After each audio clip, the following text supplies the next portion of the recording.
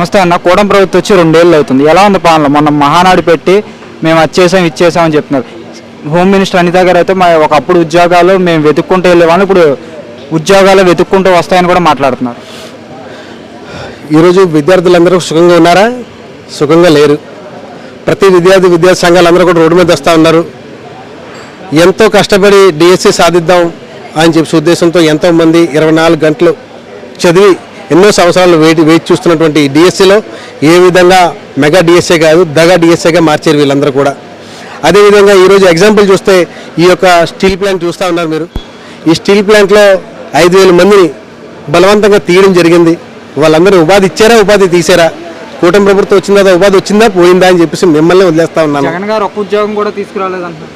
జగన్ గారు ఈరోజు ఈ యొక్క సచివాలయ వ్యవస్థను తీసుకొచ్చి ఎంతమందిని ఈరోజు ఎంఆర్ ఆఫీసుల్లో, అలాగే విఆర్ఓ ఆఫీసుల్లో, అలాగే మున్సిపల్ ఆఫీసుల్లో ఇంత సిబ్బంది పనిచేస్తా ఉన్నారంటే అది ఎవరి గవర్నమెంట్లో వచ్చింది? ఈరోజు మనందరూ కూడా ఆయాల్ని, ఆశా వర్కర్ని వాళ్ళందరినీ కూడా ఎవరు పరిగణించకపోయినా సరే 10,000 గౌరవ వేతనాన్ని ఇచ్చి వాళ్ళు కూడా ఒక ఎంప్లాయీగా తయారు చేసింది ఏ గవర్నమెంట్లో చేశారని చెప్పేసి నేను అడుగుతా ఉన్నాను.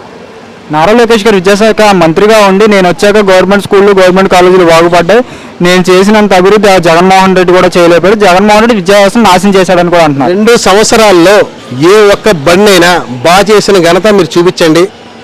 2 సంవత్సరాల్లో నాడు నేడు ద్వారా మనం గొప్పగా 3,700 పైచీలుకల స్కూల్ని బాగా చేసిన ఘనత వైఎస్ఆర్సీపీ ప్రభుత్వం అని చెప్పేసి మేము గట్టిగా చెప్పొచ్చు. ఈరోజు బైజూస్ అని చెప్పేసి మేము తీసుకొచ్చినటువంటి ట్యాబులు తీసుకొచ్చి ఈరోజు ఇంగ్లీష్ మీడియంని తీసుకొచ్చిన ఘనత గొప్పగా మేము చెప్పుకోవచ్చు జగనన్న ప్రభుత్వం అని చెప్పేసి మేము అందరం చెప్పుకోవచ్చు. ఈరోజు మీరు గమనిస్తూ ఉన్నారు, ప్రజలందరూ గమనిస్తూ ఉన్నారు.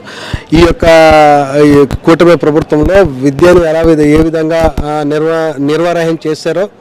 ఈరోజు పిల్లలందరూ కూడా బ్యాగులు సైతం ఇవ్వకుండా ఈరోజు ఆ రోజు కార్పొరేట్ స్థాయిలో మా జగనన్న స్కూళ్ళు మొదలు పెడితే ఈరోజు ఏ విధంగా నిర్వహణ చేశారో స్కూల్ పరిస్థితి ఏంటో మీరు గమనించాలని చెప్పేసి మిమ్మల్ని కోరుతా ఉన్నాను. పవన్ కళ్యాణ్ గారు జగన్మోహన్ రెడ్డి ఇంకా రాడు, 15 ఏళ్ళు మేము కూటమిగానే ఉంటాం అంటున్నారు. నిజంగా జగన్మోహన్ రెడ్డిని రానివ్వనని కూడా అంటున్నాడు.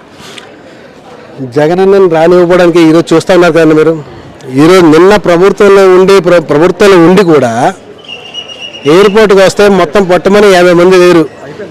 ఈరోజు జగనన్న వస్తున్నాడు అంటే తండోపతండాలుగా యువకులు, అదేవిధంగా మహిళలు, అదేవిధంగా క్యాడర్ మొత్తం అంతా ఏ విధంగా వచ్చిందో ఇంత ఎండలో కూడా మేమందరం అభిమానం కొద్ది వచ్చాం.